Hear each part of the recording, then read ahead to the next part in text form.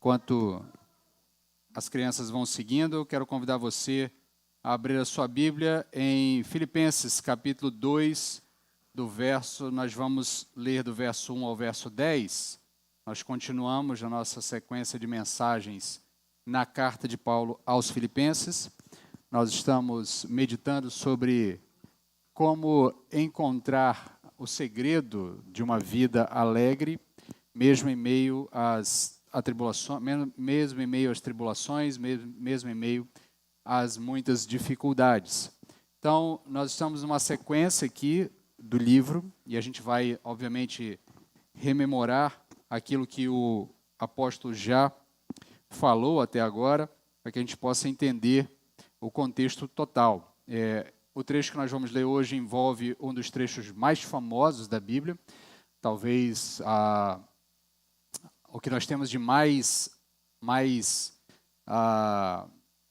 elaborado em matéria de cristologia, né? Nós temos aqui do verso 5 até o verso 11, né? É um trecho que tem bem elaborado a exaltação e humilhação de Cristo. Inclusive, os historiadores, os exegetas, os estudiosos entendem que muito provavelmente o apóstolo Paulo está usando um hino que era cantado na igreja primitiva. E aí, né, aqui um pequeno parêntese, a importância dos cânticos que nós cantamos nos cultos. Eles têm o poder de condensar muita teologia em um espaço curto de frases, né? Então, por isso, a importância, muitas vezes, às vezes, numa pregação de 50 minutos, 1 hora, vou falar muitas coisas, você vai lembrar de uma coisa ou outra, mas um cântico tem o poder de levar essa mensagem condensada, e a facilidade, a rítmica, a métrica ajuda também a lembrar com mais facilidade, né? Então, o apóstolo Paulo está numa sequência de raciocínio. Ele está apresentando, desde o capítulo 1, a estrutura básica de uma carta. Ele faz as saudações iniciais, ele está contando o que está acontecendo com ele. Ele está preso nesse momento, ele está em Roma, preso, muito provavelmente a sua primeira prisão, que ele fica numa prisão domiciliar. Nessa prisão domiciliar, ele tinha acesso a visitas, mas também estava sempre preso e cercado pela guarda pretoriana, né, a guarda do próprio imperador, porque, como cidadão romano, ele pede um julgamento por César, e lhe é concedido, né, o direito dele como cidadão romano. Então, aqueles que seriam julgados por César precisavam ser guardados, por isso a guarda do próprio imperador guardava o prisioneiro na ocasião. E ele aproveita esse momento para levar o evangelho a essa guarda pretoriana, e ele vai analisando os fatos que estão acontecendo com ele. Ele então percebe que, ainda que muitas coisas ruins tenham acontecido com ele, e já fiz aqui um breve flashback do que aconteceu com ele desde o finalzinho do livro de Atos. Se você ler ali a partir da metade para frente do livro de Atos, você vai ver que depois que o apóstolo Paulo é preso, é uma sequência bastante complexa de eventos caóticos que vão acontecendo.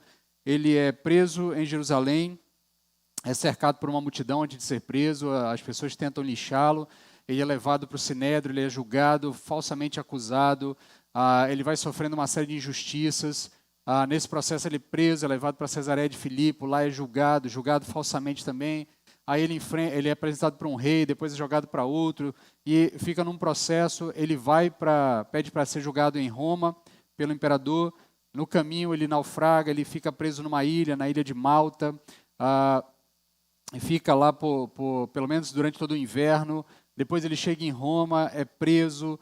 Ele depende do sustento da igreja, a igreja então manda sustento para ele.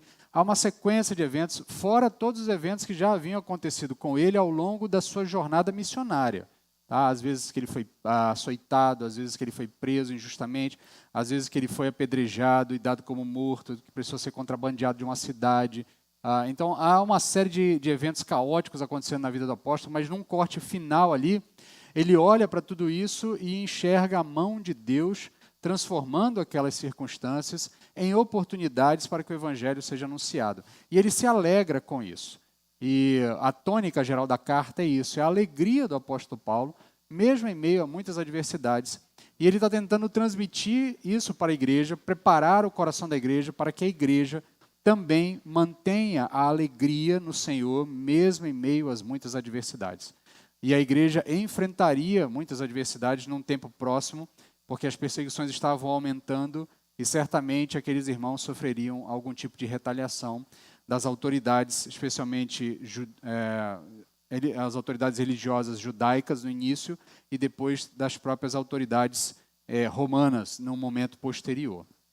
Então, feito aqui um leve preâmbulo, tá? Nós estamos debulhando a carta, tentando encontrar os meios, as ferramentas, as dicas que o apóstolo Paulo vai nos dando nas entrelinhas de como encontrarmos felicidade mesmo em meio às muitas tribulações. Tá? Então, dito isso, vou fazer a leitura do texto, depois nós vamos voltar a alguns trechos em específico para fazer as análises pontualmente. O apóstolo vai nos dizer o seguinte, a partir do verso 1, portanto, se há em Cristo alguma exortação, alguma consolação de amor, alguma comunhão do Espírito, se há algum sentimento profundo ou compaixão, completai a minha alegria para que tenhais o mesmo modo de pensar, o mesmo amor, o mesmo ânimo, pensando a mesma coisa. Não façais nada por rivalidade, nem por orgulho, mas com humildade. Assim, cada um considere os outros superiores a si mesmo. Cada um não se preocupe somente com o que é seu, mas também com o que é dos outros. Tende em vós o mesmo sentimento que houve em Cristo Jesus, que existindo em forma de Deus, não considerou o fato de ser igual a Deus algo a que devesse se apegar, mas, pelo contrário, esvaziou-se a si mesmo, assumindo a forma de servo e fazendo-se semelhante aos homens. Assim, na forma de homem, humilhou-se a si mesmo, sendo obediente até a morte e morte de cruz. Por isso, Deus também o exaltou com soberania e lhe deu um nome que está acima de qualquer outro nome, porque ao nome de Jesus, para que ao nome de Jesus se dobre todo o joelho, dos que estão nos céus, na terra e debaixo da terra, e toda língua confesse que Jesus Cristo é o Senhor, para a glória de Deus Pai. Senhor, abre o nosso entendimento, desvenda os nossos olhos, destapa os nossos ouvidos, atrai a nossa atenção. Queremos ser transformados pela Tua Palavra. Tem misericórdia de nós, em nome de Jesus. Amém. Então, meus queridos, como eu já disse no preâmbulo inicial, esse trecho está inserido, obviamente, dentro da carta. Há uma sequência de raciocínio que o apóstolo está desenvolvendo. Como eu disse, essa carta é conhecida por ser a carta da alegria. Tá? No capítulo 1, o apóstolo Paulo expressa que essa alegria dele diante das circunstâncias, mesmo sendo circunstâncias ruins, ele pede que a igreja não se abale por isso, porque o que está acontecendo com ele tem servido ao Evangelho, e ele mesmo tem servido a esse Senhor ao longo de todo esse tempo, e ele vai demonstrando algumas atitudes que ele toma diante das adversidades que permitem que ele encontre alegria em toda e qualquer circunstância. Então, nos primeiros versos ali, ele vai demonstrar uma mentalidade servil. Depois ele vai avançar um pouco no raciocínio, vai dizer que o que de fato importa é o avanço do Evangelho. Então, na medida que o Evangelho avança e nós fomos convocados para sermos servos nesse processo de auxiliar o avanço do Evangelho, então a nossa alegria sempre estará no fato do Evangelho avançar. E aí, quando o apóstolo Paulo olha para a guarda pretoriana sendo evangelizada e por intermédio da guarda pretoriana o evangelho chegando na casa de César, dentro do palácio imperial, dentro da alta corte, da alta cúpula de Roma, ele se alegra com essa circunstância. E aí ele chama a atenção da igreja para que a igreja também passe a focar no que de fato importa. Quando nós passamos a olhar para o que de fato importa, a gente vai remodelando, ou readaptando, ou refazendo a nossa escala de valores. E na medida que a gente vai reordenando essa escala de valores, a gente vai percebendo que tem coisas que são mais importantes, e uma vez que essas coisas que são de fato mais importantes acontecem, nós temos condição de encontrar alegria, mesmo em meio às adversidades. E aí ele, na sequência do capítulo 1, vai falar sobre a lógica do céu, ele vai falar do estado dele, como um preso do imperador, ele corre o risco de, obviamente, morrer, ser condenado à morte. E aí ele diz aos irmãos, fala do seu dilema pessoal, né? Mas ele vai falar da lógica do céu, essa lógica que o que importa de fato é viver em Cristo e por Cristo. E se não vivemos em Cristo, nem vivemos por Cristo, a vida perde seu sentido. Então, viver em Cristo é o que de fato importa para ele. Tanto é que se ele vive em Cristo, ele pode atuar em favor da igreja, ele está feliz. Mas se ele precisar morrer, ele também está feliz porque ele viveu em Cristo, então agora ele vai ao encontro do Pai, vai ao encontro do próprio Senhor Cristo. E aí ele vai dar aquela frase conhecida, né? Para mim o viver é Cristo e o morrer é lucro, dando a ideia de que nesse sentido, para ele não é que pouco importa, é que ele está satisfeito, ele encontra alegria em ambos os caminhos possíveis. Se ele permanecer vivo, ele está alegre porque vai continuar ajudando a igreja, fazendo com que a igreja cresça, compartilhando uma bênção com a igreja. E, ao mesmo tempo, se ele precisar morrer, ele diz para a igreja, olha, não se abalem, não se entristeçam, porque eu vou me encontrar com o Cristo. E, para mim, encontrar-me com Cristo é a melhor coisa que eu posso desejar. Ele, então, continua dizendo aos irmãos, olha, diante dessas circunstâncias, é possível que coisas aconteçam comigo, é possível que eu morra, é possível que eu permaneça preso, é possível que essa prisão se postergue por mais tempo. Por isso, vocês precisam se unir cada vez mais, porque as tribulações chegarão até vocês e vocês precisam estar unidos. E a unidade, então, é que permite que a igreja vença, prevaleça em meio às tribulações. O capítulo 2 é uma continuação do argumento anterior. Por isso que ele começa ali com portanto, né?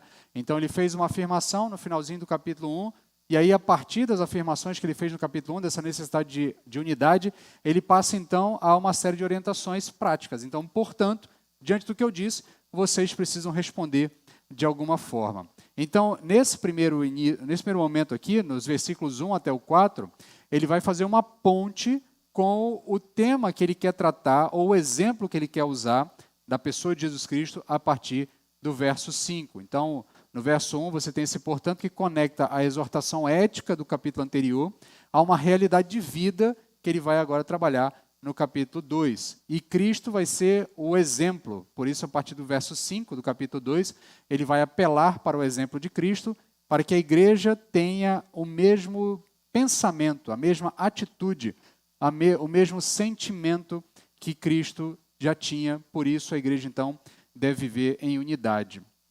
Então, nesse trecho todo, dois elementos são muito próprios aqui da argumentação do apóstolo Paulo. Ele vai falar de confiança e vai falar de unidade.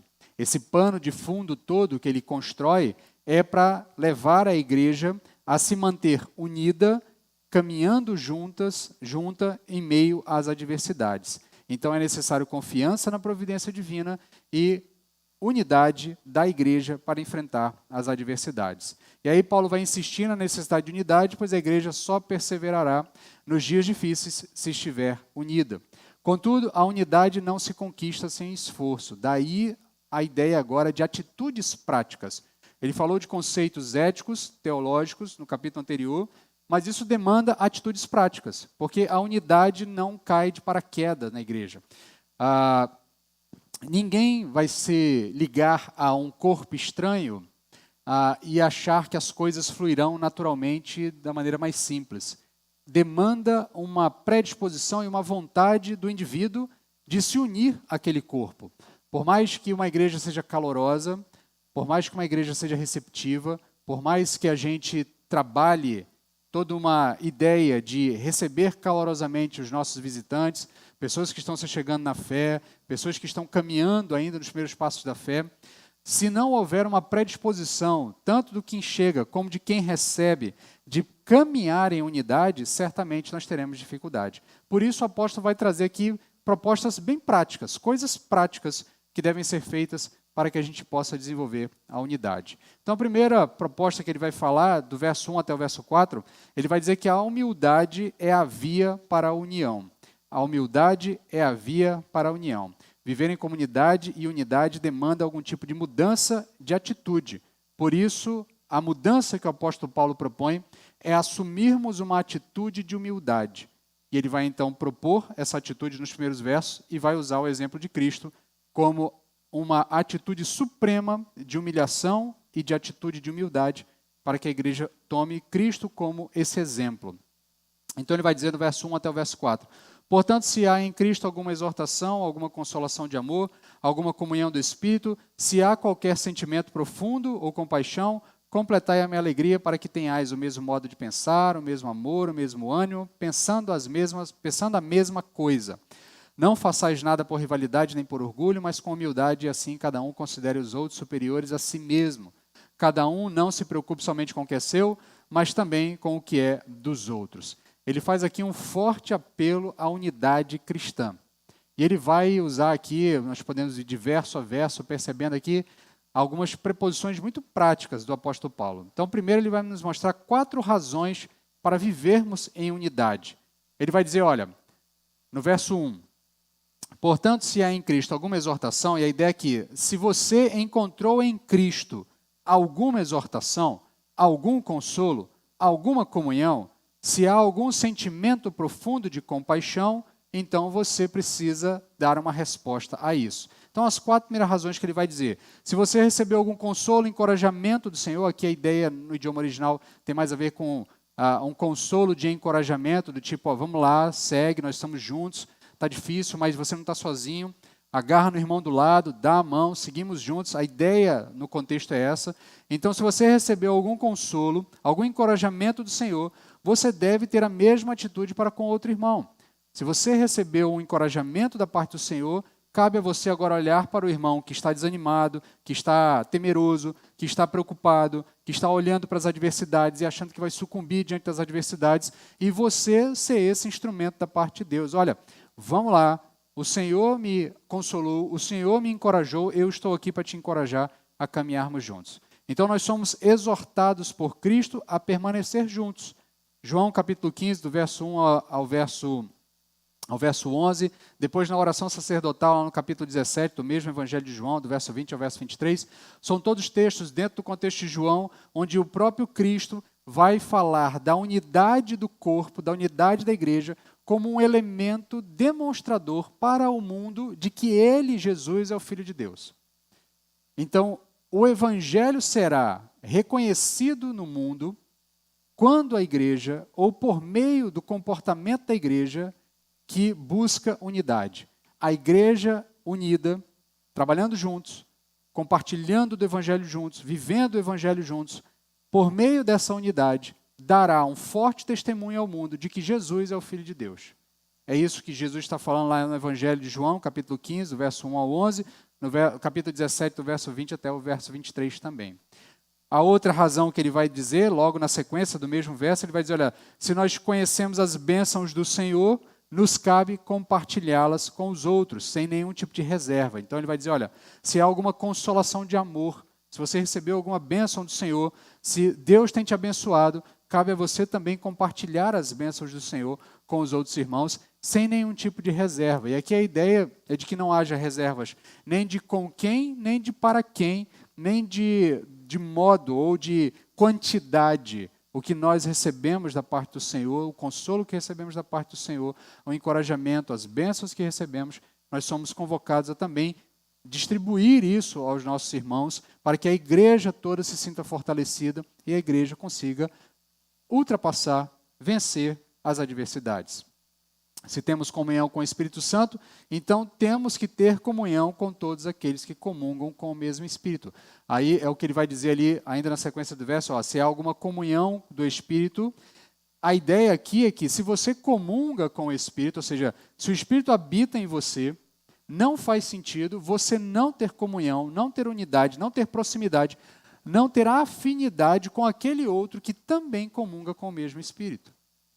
Não faz sentido eu dizer que sou habitação do Espírito Santo e não conseguir conviver com o meu irmão, que também é habitação do mesmo Espírito. Isso é um contrassenso dentro daquilo que se propõe da ideia de ser habitação do Espírito Santo. E é isso que o apóstolo Paulo está dizendo. Ele está construindo todo um argumento aqui para falar da necessidade da unidade e, principalmente, para descartar qualquer tipo de desculpa que nós possamos ter para não vivermos em unidade com o corpo, não desenvolvermos a unidade dentro do corpo de Cristo. Então ele finaliza, olha, se experimentamos compaixão pelos nossos irmãos, o afeto será ampliado. Se temos comunhão com o Espírito, então temos que ter comunhão com aqueles que comungam do mesmo Espírito. Então, no verso 1, ele vai apresentar 4 razões para essa unidade. No verso 2, ele vai falar de 4 formas que descrevem essa unidade. Vai falar do mesmo modo de pensar, mesmo amor, mesmo ânimo, pensando a mesma coisa. E aqui essa repetição, embora nós sejamos muitas vezes estimulados a tentar achar uma aplicação para cada uma dessas frases aqui, a ideia aqui é só ser enfático mesmo. Tá? Ele está sendo repetitivo para enfatizar a necessidade da unidade. Tá? Então, às vezes as pessoas tentam achar algum tipo de explicação. O que é o mesmo modo de pensar? O que é o mesmo amor? O que é o mesmo ânimo? O que é pensando a mesma coisa? Tudo isso que o apóstolo está dizendo é, olha, vocês precisam ter unidade. Ele está sendo enfático, ele está repetindo diversas vezes a mesma coisa para ser enfático. Vocês precisam de unidade. Se vocês receberam tudo isso de Deus, o que ele fala nos versos anteriores, as razões para ter unidade, então agora vocês precisam demonstrar essa unidade em um comportamento prático. E esse comportamento prático é ter o mesmo modo de pensar, o mesmo amor, o mesmo ânimo, pensando a mesma coisa. Propositalmente aqui, ele vai fazer referência a pensamento. Ele vai dizer mesmo modo de pensar e pensando a mesma coisa. Tá? E aí pode até ser um tanto quanto redundante. Mas por que ele está sendo enfático nesse sentido? Porque na teologia paulina há um forte apelo para que a mente seja transformada pelo Evangelho. Dentro da teologia do apóstolo Paulo, da teologia neotestamentária como um todo, o Evangelho é apresentado como um elemento que reordena, primeiramente, o nosso pensamento. Porque se pressupõe que o pensamento é a base das nossas ações. Quando nós falamos em Efésios, eu usei muitas vezes, quando nós tivemos uma série de mensagens em Efésios, eu usei muitas vezes essa sequência de raciocínio. O apóstolo fala da necessidade de mudarmos o pensamento. Na medida que nós mudamos o pensamento, nossos afetos são transformados. Então, isso é internalizado em nossos corações. E uma vez que isso é internalizado em nossos corações, nossos afetos, nossa escala de valores é transformada, as nossas ações naturalmente serão transformadas.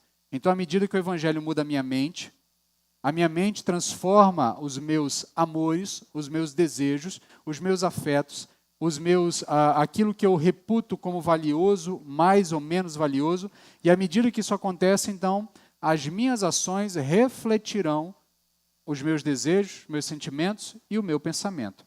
Então, na teologia paulina, há um forte apelo para que a mente seja transformada.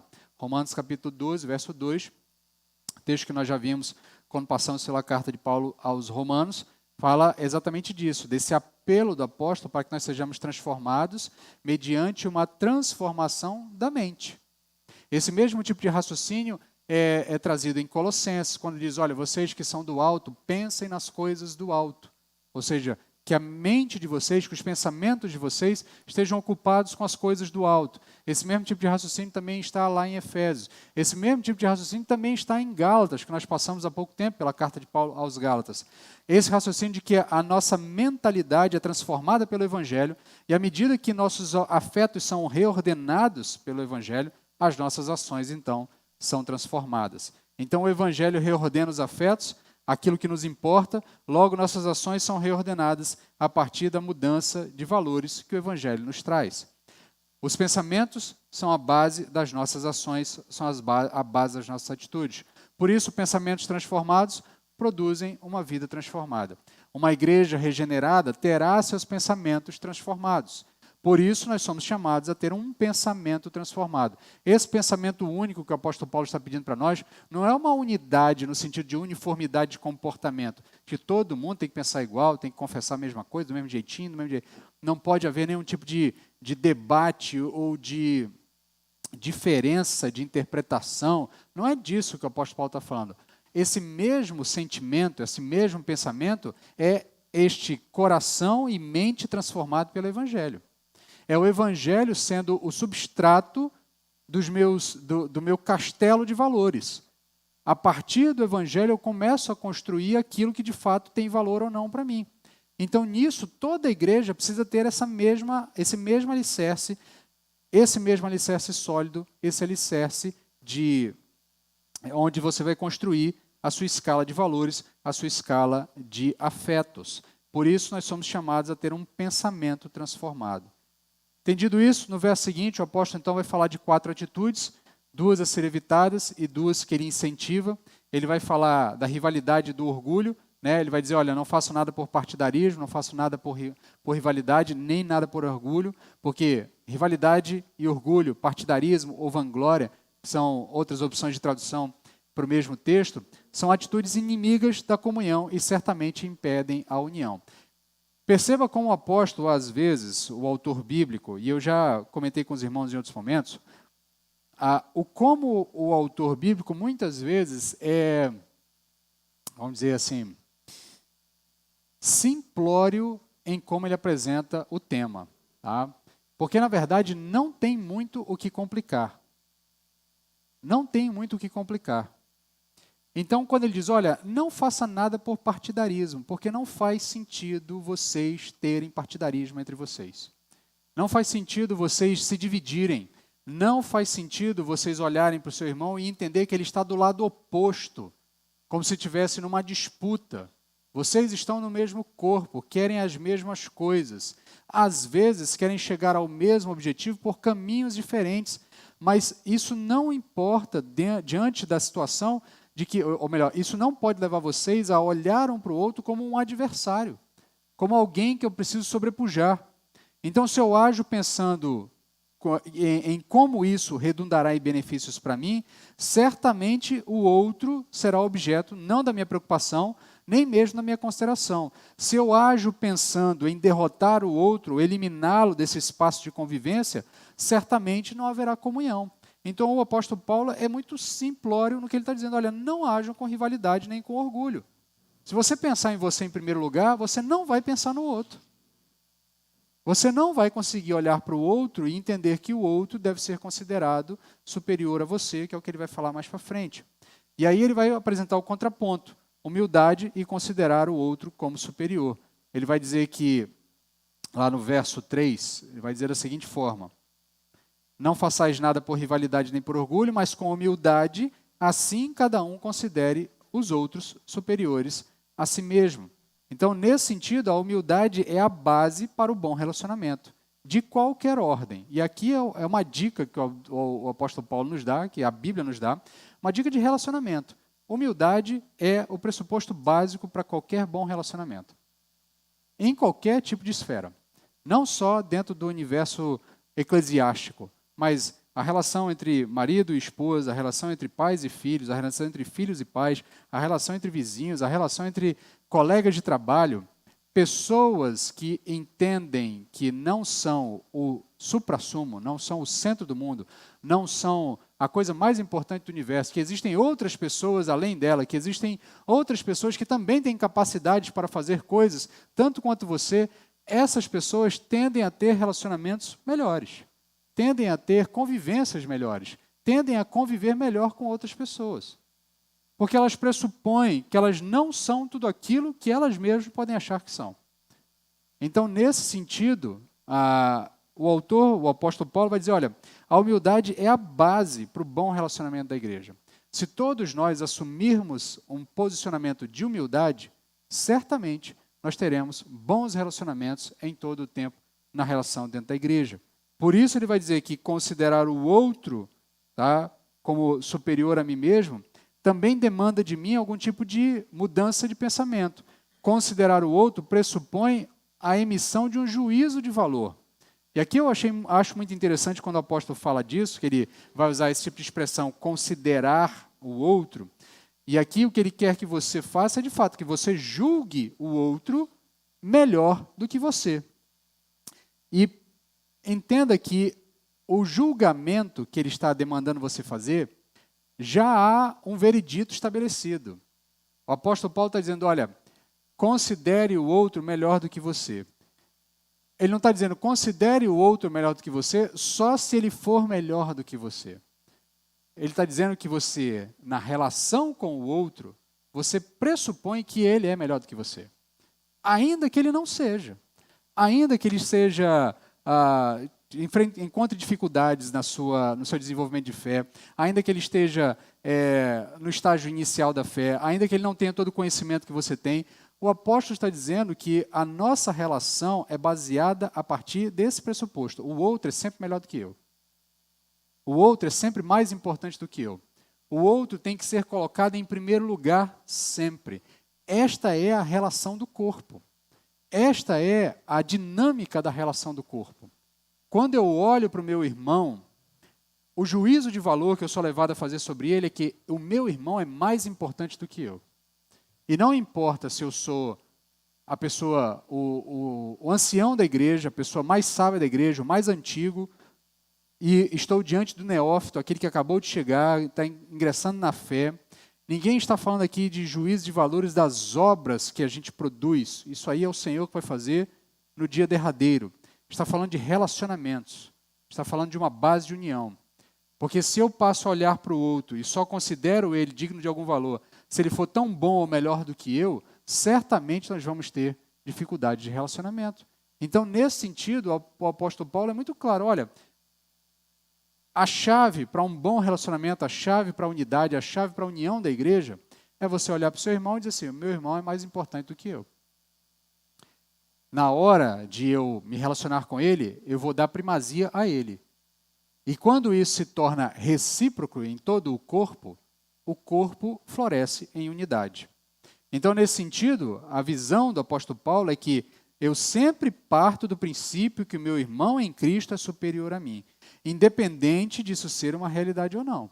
Independente do meu irmão, de fato, ser um crente com mais habilidade do que eu, com uma fé mais experienciada do que a minha, com mais conhecimento teológico do que eu. Tá? Não há espaço aqui para compensações de juízo de valor, do tipo, eu considero os irmãos que realmente são melhores do que eu, superiores a mim, e os demais não. A ideia é que todos são melhores do que nós, são superiores a nós, tá? Merecem uma deferência maior em qualquer tipo de relacionamento. E para que isso possa ser possível, é necessário muita, mas muita, muita humildade. Por isso que o apóstolo vai dizer que hajam com humildade e considerem os outros superiores a vocês mesmos. E aí ele finaliza esse primeiro trecho com um reforço negativo e um reforço positivo. Cada um não se preocupe somente com o que é seu, mas também com o que é dos outros. Ele está replicando aqui o que ele disse, só redizendo o que ele disse, fazendo um reforço. O último verso, o verso 4, é um corolário, uma consequência do verso anterior.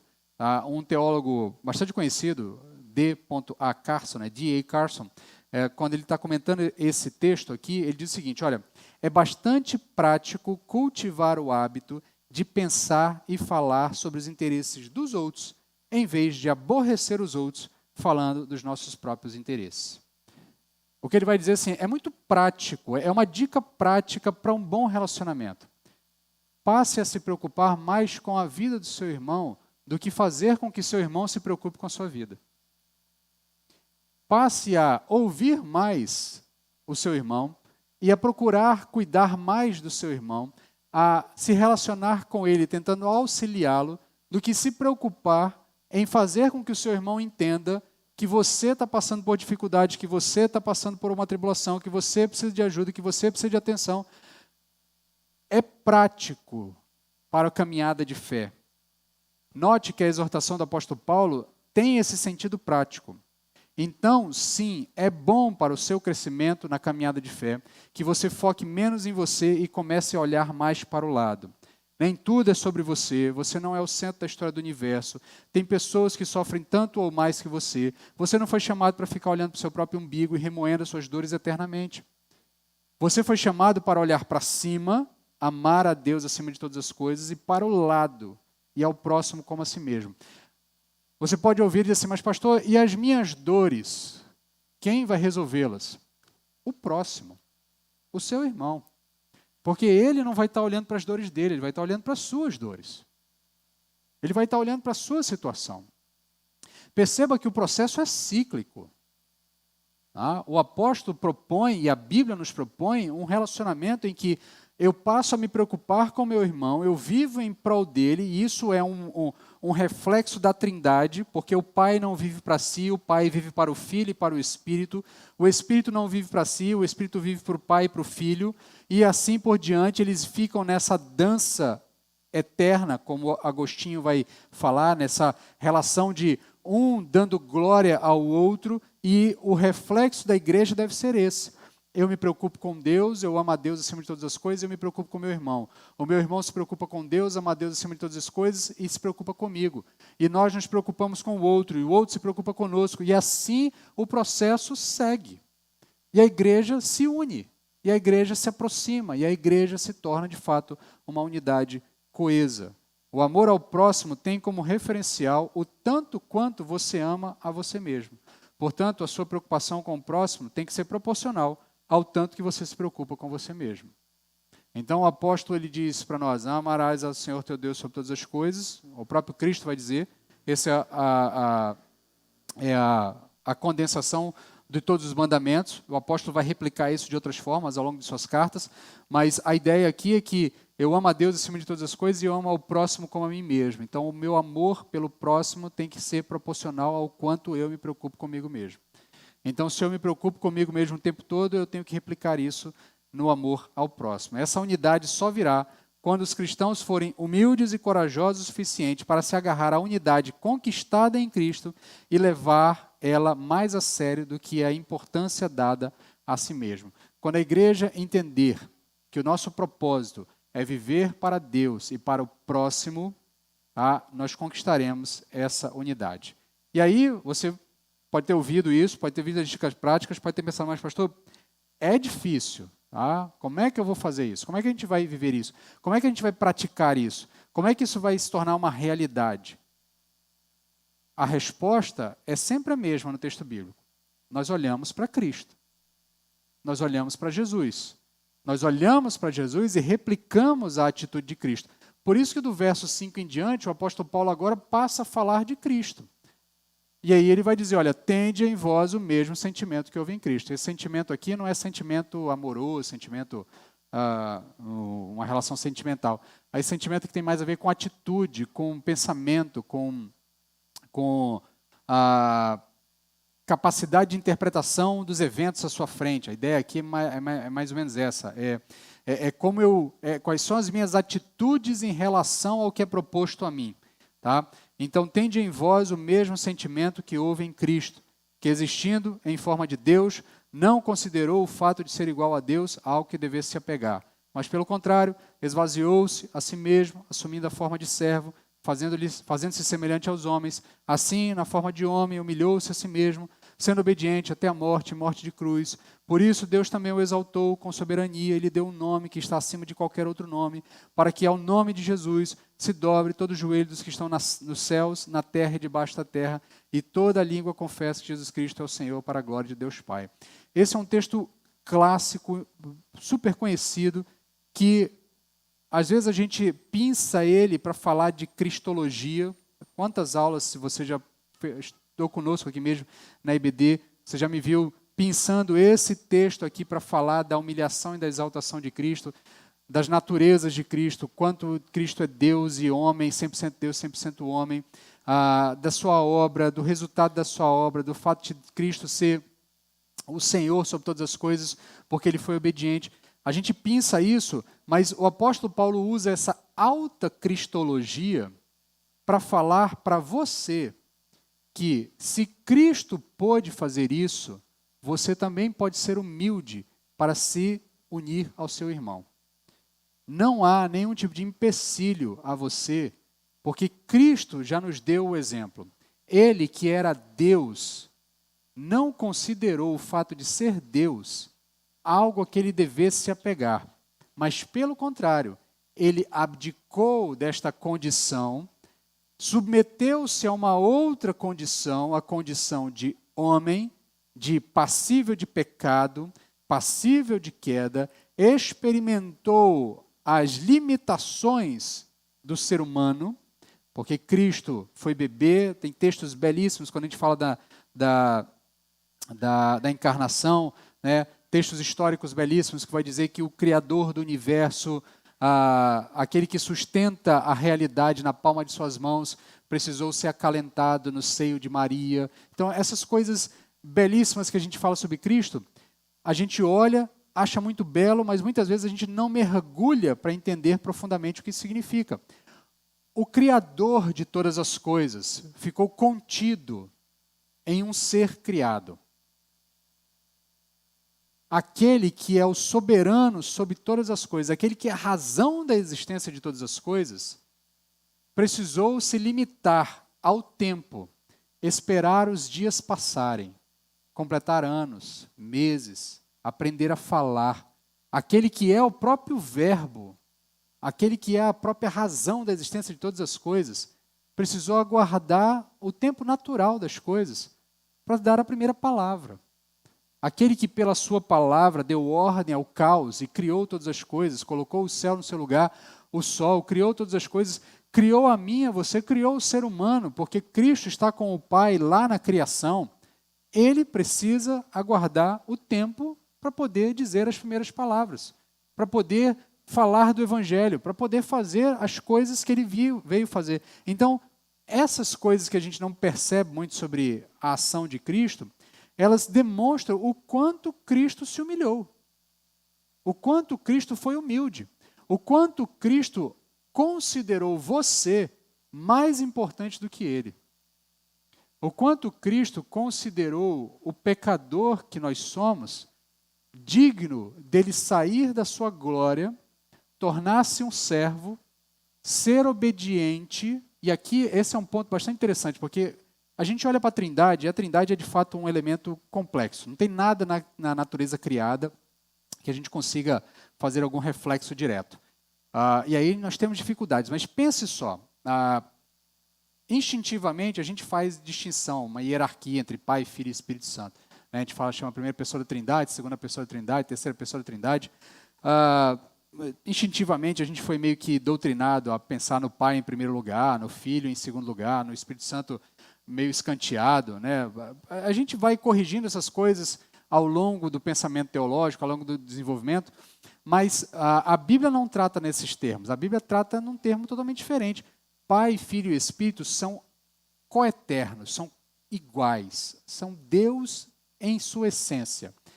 Então, é mais ou menos como se dois iguais, um deles precisasse submeter ao outro para que algo pudesse ser feito. Então, o filho, embora seja o filho, ele se submete à ordem do Pai para se tornar um de nós, a fim de que nós possamos ter comunhão de novo com Deus, com o Pai e com a eternidade criada. Então, nesse sentido, Cristo demonstra um grau altíssimo de humildade, um nível altíssimo de consideração pelo próximo. Aquele que é Deus olha para a sua divindade e diz assim: isso aqui não é algo que eu vou me apegar, eu vou abdicar disso, da prerrogativa dessa função, dessa condição. Tá? Ele olha para a condição de divindade, ele se torna uma criança, então ele passa pelos processos naturais de um ser humano, cresce, cai dente de leite, nasce dente normal, tem os primeiros momentos de vida, tropeça, fere um dedo, caminha, tem que aprender a falar, tem que respeitar o pai, tem que obedecer a mãe, tem que acompanhar, tem que esperar o tempo, tem que ouvir os inúmeros homens que se diziam conhecedores da lei do Senhor, falando asneiras e bobagens, e respeitá-los porque eles eram mais velhos. Eu estou só pegando aqui pontos pequenos, tá? Para que a gente entenda, tente entender o que o apóstolo Paulo está querendo dizer para nós. Ele fala assim: olha, meu querido, se Cristo fez isso por amor a você, por que você está colocando dificuldade em se humilhar para se unir ao seu irmão? Em se tornar humilde diante do relacionamento com seu irmão? Se Cristo fez isso por você, qual é a dificuldade que você encontra para poder ter uma relação de humildade para com seu irmão, para considerar o seu irmão superior a você? Então o apóstolo apela para o exemplo supremo de Cristo e ele vai então chamar a nossa atenção de que esse Cristo, essa atitude de Cristo, ela serve para nós como paradigma do nosso próprio comportamento. Então ele deseja que nós tenhamos a mesma atitude de Cristo. E qual é a atitude de Cristo? É de humilhar-se no sentido de eu, ainda que seja soberano sobre todas as coisas, vou me submeter ao tempo, à ordem e à morte, e morte de cruz. E o apóstolo Paulo vai enfatizar isso, porque ele vai dizer, olha, para que você pudesse ter união com o Pai, o Filho se expôs ao mundo. E aqui, assim, me perdoem, assim, eu não quero ser muito cruento, tá? Há outros meios, vídeos e filmes que podem auxiliar nesse processo, de entender o que é a crucificação. Mas pense por um aspecto só, tá? O Senhor, soberano sobre todas as coisas, expôs a sua intimidade diante de todo mundo. Porque crucificação não tem paninho branco cobrindo as partes. Tá? Aquele paninho branco que a gente vê nas estátuas, tal, aquilo é fruto do pudor do tempo que está se fazendo as coisas. Mas uma crucificação, além de toda a crueza da violência, tem a humilhação da exposição. Tá? O indivíduo está exposto ali. Ele não está só sendo vilipendiado fisicamente por uma morte torturante. Haviam outras mortes torturantes também, enforcamento, açoitamento, apedrejamento. Aqui o indivíduo está lá exposto, aberto, sem poder se mexer, se cobrir. E ele faz isso em obediência, em amor ao próximo. E quem é o próximo? Nós. Então o apóstolo está dizendo, olha, Cristo passou por tudo isso por amor a nós. Por que raios a gente vai botar dificuldade para agir com humildade para com o nosso irmão e considerá-lo superior a nós mesmos? Então o apóstolo apela para o exemplo de Cristo para quebrar qualquer tipo de oposição que a gente possa criar. Porque naturalmente nós criamos dificuldades. Mas o irmão é muito difícil, o irmão é muito chato, o irmão é isso, aquilo. Não, ele pensa assim, eu não gosto disso, eu gosto daquilo. A gente vai criando dificuldades, porque no fim das contas nós somos egoístas. E o Evangelho, embora reordene os nossos afetos, ele não reordena do dia para a noite. Isso é um processo. Por isso que o apóstolo Paulo diz, tende em vós o mesmo sentimento. É preciso haver uma predisposição, eu tenho que querer me comportar igual a Cristo. Por isso ele chama o exemplo de Cristo. Por isso ele fala, olha, façam como Cristo, tenham a mesma atitude de Cristo. Então, nesse sentido, o apóstolo vai construindo esse argumento para deixar claro que a unidade é essencial, mas a unidade só se constrói se nós tivermos a atitude de Cristo. E a atitude de Cristo é humildade no relacionamento com o meu irmão e considerar o meu irmão superior a mim mesmo. Tá?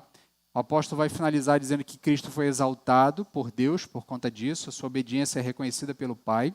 E diante dessa obra realizada e de como Cristo demonstra amor máximo ao próximo, nós ficamos sem desculpas para a nossa incapacidade de produzir unidade na igreja.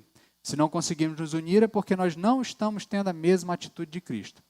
Não pensamos como Cristo pensou, não consideramos a realidade como Cristo considerou, não obedecemos como Cristo obedeceu. A unidade pressupõe humildade. E para que eu e você fôssemos um em Cristo, o próprio Cristo se humilhou. Então, o que nos impede de sermos humildes para com a unidade, para que a unidade na igreja prospere? O que nos impede de buscarmos o mesmo pensar, o mesmo modo de pensar que Cristo pensou? O que nos impede de pressupormos que o outro é melhor do que eu, que é mais importante do que eu? O que nos impede de amarmos a Deus acima de todas as coisas e ao próximo como a nós mesmos? Então, até quando nós vamos ficar criando desculpas para evitar a união com os nossos irmãos? Enquanto você vai pensando sobre essas perguntas que eu deixei em aberto aqui ao final, quero convidar a equipe de música para ir se organizando aqui à frente. Logo mais nós passaremos para a ceia do Senhor, para esse momento de celebração da ceia do Senhor. Enquanto isso, você vai orando e vai meditando sobre o que Deus já tem falado conosco e nesse processo se preparando para a celebração da ceia.